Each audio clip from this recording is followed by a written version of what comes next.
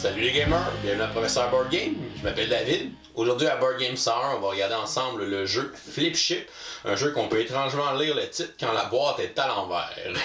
Publié en 2017 par la compagnie Renegade Game Studio, c'est un jeu qui nous vient du concepteur Kane Klanko. C'est un jeu pour 1 à 4 joueurs qui va durer de 30 à 45 minutes. Le but du jeu va être de vaincre les vaisseaux ennemis extraterrestres ainsi que l'infâme Mothership pour gagner la partie. C'est un jeu de dextérité coopératif, donc les joueurs vont avoir des espèces de petits disques qui représentent leurs vaisseaux spatiaux qu'ils vont lancer, qui vont faire flipper et lancer sur les vaisseaux ennemis et essayer aussi d'atteindre le Mothership pour le détruire. C'est un jeu aussi, on va avoir des pouvoirs variables, donc chaque vaisseau de chaque joueur va avoir différentes habiletés spéciales qui va ajouter un petit peu de piquant dans le jeu. Alors Flip Ship, je vous montre comment ça se joue, puis ensuite je vous dis ce que j'en pense. On va y aller pour un placement à 4 joueurs. Donc, premièrement, on va fabriquer le deck de vaisseaux ennemis qu'on va devoir affronter pendant la partie. On va regarder le tableau dans le livret d'instructions et selon le nombre de joueurs et la difficulté qu'on veut, on va choisir un certain nombre de cartes. Donc ici, pour une partie à 4 joueurs, on va y aller pour une partie standard. Ça veut dire qu'on va prendre 45 cartes au hasard dans le deck pour faire notre deck d'ennemis et les autres vont être retirés du jeu et placés dans la boîte. On va ensuite assembler le plateau avec les différents morceaux du bon côté selon le nombre de joueurs. On va placer le jeton des points de vie de la ville à 20 pour démarrer la partie. Les points de vie du Mothership, on va les placer à 6 selon une difficulté standard à 4 joueurs. On va par la suite assembler le Mothership qu'on va placer à l'arrière du plateau. Et on va placer notre rampe de lancement là, juste en avant du plateau. Pour la zone des joueurs, on va placer les différentes cartes de pilotes, donc les pilotes de petits vaisseaux, de moyens vaisseaux et de grands vaisseaux, pour chacune des couleurs de joueurs. Chaque joueur va commencer avec 2 petits vaisseaux qu'on va placer juste en haut de ces 3 cartes de pilotes. Les cartes de pilotes vont indiquer les habiletés spéciales des différents vaisseaux des différents joueurs. Les moyens vaisseaux et les grands vaisseaux seront débarrés en cours de partie. On va placer le jeton premier joueur devant le joueur bleu pour débuter la partie.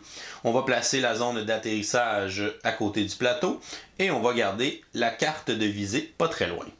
Finalement, pour la mise en place, dans notre paquet de cartes ennemies qu'on a fait au début de la partie, on va remplir les 2 dernières rangées du plateau en plaçant dans chaque rangée 5 vaisseaux qui vont être espacés avec un tout petit espace entre chacun.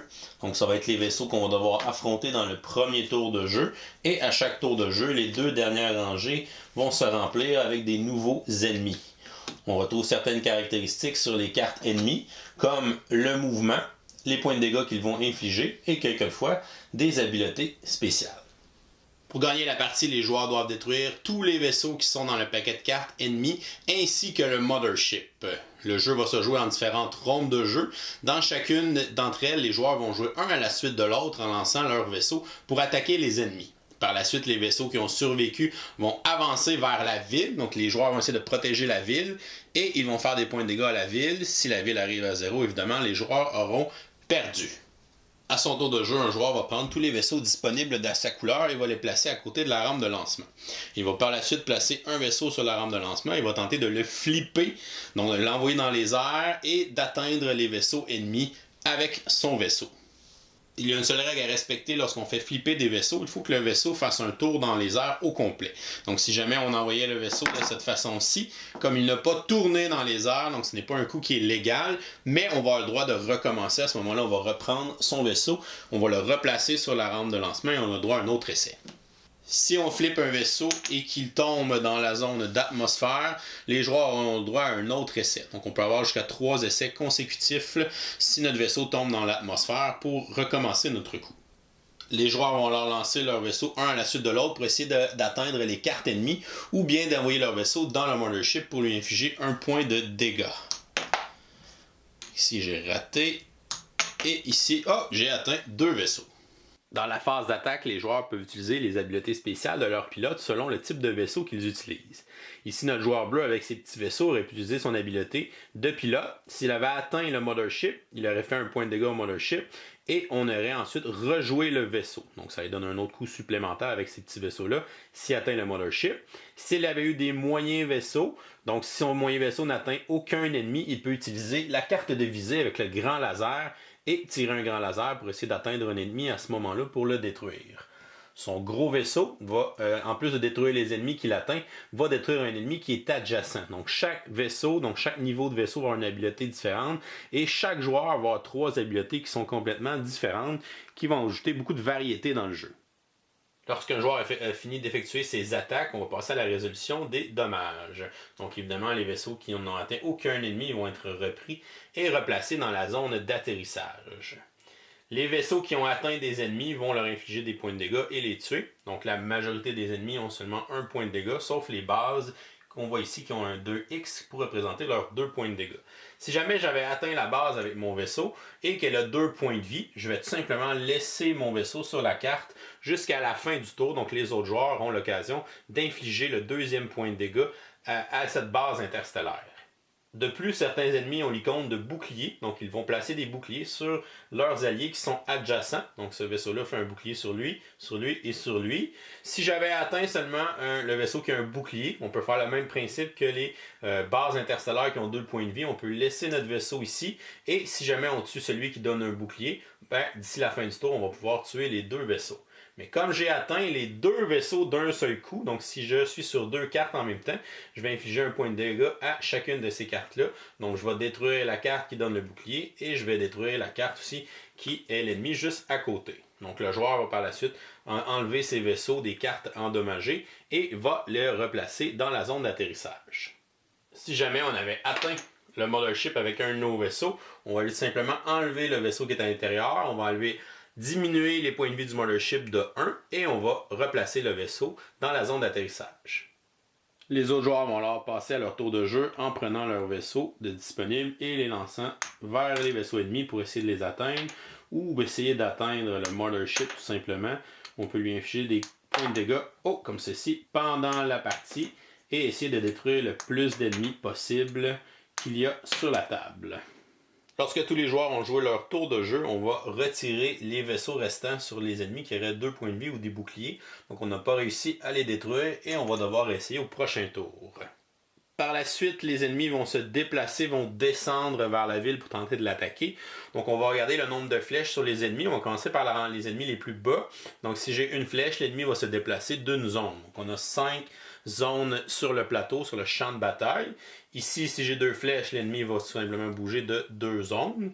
Si j'ai ce symbole-ci avec 3 flèches et une ligne, l'ennemi va se déplacer jusqu'à temps qu'il rencontre un obstacle. Ça veut dire que s'il n'y a rien devant lui, il va descendre et atteindre la ville à ce moment-là. On a ensuite un ennemi ici qui va bouger de 2 cases ici tout simplement. Et ensuite, on va faire bouger les ennemis en arrière. Donc ici, une case et ici 2 cases. Les ennemis qui ont atteint la ville vont infliger les points de dégâts indiqués avec le chiffre sur la carte. Donc ici, mon ennemi inflige 1 point de dégâts à la ville. On va tout simplement descendre le marqueur d'1 point de vie pour la ville. Et cet ennemi-là n'est pas été détruit. Il s'est rendu à la ville, il l'a attaqué et il va revenir dans la pioche. Donc on va remélanger la pioche d'ennemis. On devra éventuellement le battre plus tard dans la partie. Pour les déplacements, il y a une petite particularité pour ceux qui se déplacent de 2. Donc si j'avais un ennemi ici qui se déplace de 2, il va bouger de 1 et de 2, il va pousser les autres ennemis devant lui pour les faire avancer. Donc il ferait avancer cet ennemi-là dans la ville et on infligerait à ce moment-là 3 points de dégâts à la ville. On va donc descendre le marqueur de points de vie de la ville de 3 et on va arriver sur une case spéciale ici qui a un vaisseau. Ça veut dire que les joueurs vont gagner l'utilisation d'un nouveau vaisseau qui sera à leur disponibilité à partir du prochain tour. Les joueurs vont toujours gagner les vaisseaux les plus petits disponibles en premier. Donc chaque joueur ici gagnerait l'utilisation de son 3e petit vaisseau qu'on va enlever des cartes pilotes et qu'on va placer dans la zone de vaisseaux disponible pour le prochain tour. Ensuite, on commence la phase de préparation du prochain tour de jeu. Donc on va retirer tous les vaisseaux dans la zone d'atterrissage et on va les replacer dans la zone disponible pour les joueurs pour le prochain tour. Donc ici, chaque joueur aura ses 3 petits vaisseaux à lancer pour le prochain tour de jeu. Ensuite, on va remplacer les ennemis qui sont morts. En fait, on va remplir les 2 dernières rangées, peu importe le nombre de cases vides à ce moment-là. Donc on va commencer ici avec la dernière rangée. Donc elle est vide, fait qu'on va mettre 5 nouveaux vaisseaux qu'on devra affronter dans le prochain tour de jeu. Et dans la deuxième rangée, comme il y en a juste 2, on va tout simplement la rafraîchir pour la monter à 5 nouveaux vaisseaux, en plus des autres qui se sont déplacés. Donc on devra ensuite commencer le prochain tour de jeu tout simplement en bougeant le marqueur du premier joueur au joueur suivant. Donc c'est le joueur rose qui va commencer et le joueur bleu qui va tout simplement finir le deuxième tour de jeu.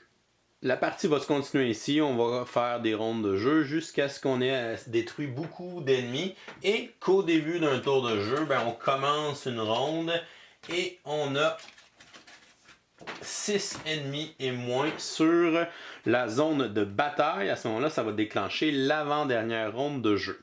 Ce qu'il y a de particulier pour l'avant-dernière ronde de jeu, c'est que les vaisseaux qui vont survivre à cette ronde de jeu-là vont gagner le mouvement d'un vaisseau comme celui-là, c'est-à-dire qu'il va descendre jusqu'à la ville s'il n'y a pas d'obstacle devant lui, ce qui va faire rentrer en fait tous les vaisseaux dans la ville. Et comme c'est l'avant-dernière ronde de jeu, ça va être la ronde kamikaze, donc les vaisseaux vont infliger 2 fois les points de dégâts qui est écrit sur les cartes. Donc on a intérêt à détruire ces vaisseaux-là, et si jamais il en reste quelques-uns à la fin de la ronde, les vaisseaux vont tout simplement rentrer dans la ville et vont aller infliger le double de leurs points de dégâts. Donc ici, on infligerait 4 points de dégâts avec ces vaisseaux-là. Si on survit à cette ronde-là, on va pouvoir passer à l'assaut final. Petite spécification, les dégâts infligés par les vaisseaux kamikazes dans l'avant-dernière ronde de jeu ne donneront pas accès à débarrer de nouveaux vaisseaux si jamais on avait des vaisseaux qui n'étaient pas encore débloqués. Pour l'assaut final, les joueurs auront une dernière ronde de jeu pour essayer d'anéantir le Mothership et gagner la partie. Si à la fin de cette ronde-là, le Mothership a encore des points de vie, il va infliger 20 points de dégâts à la ville, ce qui va le faire automatiquement gagner et qui va causer une défaite pour les joueurs. Si les joueurs réussissent à descendre le Mothership à 0 points de vie, ils auront remporté la partie. Et voilà, c'est comme ça qu'on joue à Flipship. Je vous reviens avec mon opinion personnelle.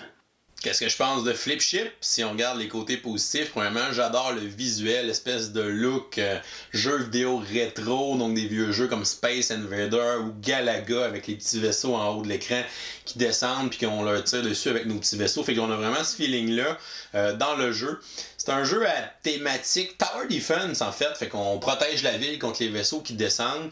J'ai joué beaucoup de jeux de société de Tower Defense parce que je suis un gros fan de ces genres de jeux vidéo-là. Puis souvent c'était des jeux qui étaient longs, qui devenaient répétitifs. Puis je pense que Flipship, lui, l'avantage qu'il a là-dessus, c'est qu'il est rapide. Donc ça dure une demi-heure. Une demi-heure pour un jeu de dextérité, je pense que c'est le sweet spot, c'est parfait, c'est pas trop long. On a quasiment le goût de rejouer une deuxième partie de suite, parce que c'est vraiment le fun. Pour vrai, on a du plaisir brut à le jouer. C'est un jeu que je sors à toutes mes soirées de jeu ces temps-ci. On dirait que depuis que je l'ai ramené de Gen Con, on commence toutes nos soirées avec une partie Flipship ou on finit avec une partie Flipship en fin de soirée. Fait que c'est vraiment le fun. On a vraiment du gros plaisir. L'espèce de tension aussi dans le jeu est le fun. À la fin, des fois, il reste 1 ou 2 points de vie au Mothership. Puis là, on est sur nos derniers vaisseaux à lancer. Donc là, on sent la tension, tout ça. Quand on réussit un bon coup, ou qu'on tue 2 vaisseaux d'un coup, ou qu'on atteint le Mothership, tous les joueurs sont comme « Yes! » On est là à s'encourager puis à se faire des gros high-five quand on réussit des bons coups. Fait que je pense qu'il vient vraiment chercher ce plaisir brut-là qui est... C'est quelque chose qu'on recherche beaucoup dans les jeux de party, les jeux qui sont plus rapides. Fait que je pense que Flipship l'a super bien réussi. On a aussi dans le jeu une variante compétitive, donc si jamais ça vous tente d'essayer, c'est que vous prenez le Mothership, vous le mettez au milieu de la table, et là tous les joueurs prennent leur 7 vaisseaux et tentent d'envoyer leur vaisseau dans le Mothership. Le premier qui réussit à envoyer ses 7 à l'intérieur va gagner la variante compétitive. Fait que ça peut faire comme une ronde de pratique pour se pratiquer à viser le Mothership. Mais si on fait le mode compétitif, on va mettre un deuxième panneau qui est pareil à lui, donc il va être plus haut que d'habitude. Donc dans le mode coop, on a un panneau qui est plus bas, qui nous permet aussi de rebondir sur le panneau d'en arrière pour l'atteindre. Le Mothership aussi, la composante est vraiment cool d'avoir le gros Mothership en 3 dimensions dans le fond. Et c'est le fun de se pratiquer justement à l'atteindre ou de rebondir dessus pour tromper ses cartes. Donc il est vraiment cool le Mothership à l'intérieur du jeu. Ce que je trouve qui fait vraiment son charme au jeu, c'est en fait les cartes de pilote. Les cartes de pilote, ce qui donne les habiletés spéciales aux différents vaisseaux des joueurs. Donc chaque joueur va avoir 3 habiletés différentes. C'est vraiment cool ces petites habiletés-là. Il y en a qui sont bonnes pour se spécialiser pour attaquer le Mothership. On peut avoir des reflips. On peut rejouer notre vaisseau si on manque notre coup. On a les vaisseaux qui peuvent utiliser la carte de visée laser, le petit laser. le grand laser pour essayer d'atteindre des vaisseaux. Il y en a que si on atteint le plateau avec les lunes sur le côté, ben on va choisir n'importe quel vaisseau dans la rangée qu'on va attaquer. Il y en a qui me permettent d'attaquer un vaisseau adjacent à la place. Donc il y a un paquet de petites habiletés vraiment le fun qui rajoutent vraiment quelque chose de spécial puis d'unique à chacun des joueurs. Fait que ça, c'est vraiment cool. Je pense que ça aurait vraiment manqué là, si cet élément-là avait pas été dans le jeu. Je pense qu'on se serait peut-être tanné un petit peu plus du jeu. Fait que ça, c'est vraiment bien là, les pouvoirs uniques dans un petit jeu qui est comme ça. Puis on veut pas trop complexifier aussi. Là, ça reste un jeu très simple, un jeu de dextérité. On veut que ça reste accessible. On veut que les gens se mettent à jouer rapidement. Fait que le fait que c'est que chaque personne est responsable de connaître ses pouvoirs et ses petites affaires. T'en as juste 3 à te rappeler. Chaque personne va se rappeler des siens. Fait que t'as juste besoin de gérer tes choses. Puis tout va bien aller. Pour les côtés négatifs, le jeu est difficile. La courbe d'apprentissage n'est pas évidente. Surtout pour atteindre le Mothership, faut se pratiquer quand même pas mal. Donc probablement que les premières parties, vous allez les perdre. Et plus vous allez rejouer aussi, plus vous allez être habitué justement à envoyer la bonne hauteur et la bonne force de piche-note sur votre vaisseau pour l'envoyer dans le Mothership. Fait que je trouve que la courbe d'apprentissage va pas être difficile. Surtout si vous voulez jouer avec des enfants. Donc c'est un jeu de dextérité, ça peut être le fun à jouer en famille. C'est sûr qu'avec vos enfants, il va falloir peut-être se pratiquer un petit peu plus. Donc faites des rondes de pratique avec eux pour qu'ils se pratiquent à envoyer leur vaisseau, pour qu'ils se pratiquent peut-être à essayer d'atteindre le Mothership avant de faire une partie, pour être un petit peu meilleur là, quand on va jouer dans le jeu. Sinon, j'ai pas trouvé d'autres points négatifs. Pour vrai, c'est vraiment plaisant comme jeu. Il revient vraiment dans toutes les soirées de jeu ces temps-ci, le Flipship. Soit qu'on commence la soirée avec ça, soit qu'on finit la soirée avec une partie de Flipship. Donc, je l'ai présenté à plein de monde. Je pense que tout le monde a vraiment adoré. Plus j'y joue, plus je l'apprécie, plus j'ai de fun encore parce qu'on justement on devient un petit peu meilleur. À ce moment-là, on réussit nos coups peut-être plus facilement, mais c'est encore plus cool. Je vais lui donner une excellente note de A. Donc un excellent jeu de dextérité qui a une durée parfaite, qui procure un grand plaisir. Beau visuel, du bon matériel et aussi avec une difficulté modulable. Donc si on devient meilleur, ben, on peut ajuster la difficulté, on peut ajouter des vaisseaux, on peut donner plus de points de vie au Mothership à ce moment-là. Fait qu'on peut augmenter la difficulté de la partie. Là, plus on se pratique, puis meilleur on devient là, à Flipship. Donc vraiment amusant. Si vous n'avez pas encore essayé ça, je vous conseille de regarder ça, Flipship, là, en magasin. Je pense qu'il tourne autour d'une quarantaine de dollars, donc ça vaut vraiment la peine comme jeu. C'est vraiment le fun. C'est tout pour aujourd'hui. Si jamais vous n'êtes pas abonné à la chaîne encore, vous pouvez le faire avec notre petit bonhomme ici en bas. Sinon, vous pouvez nous suivre sur les médias sociaux sur Facebook, Twitter ou Instagram à Professeur Board Game. Venez nous visiter sur passionboardgames.com pour des nouvelles sur les jeux de société. Et moi, je vous souhaite une excellente fin de journée et continuez de gamer.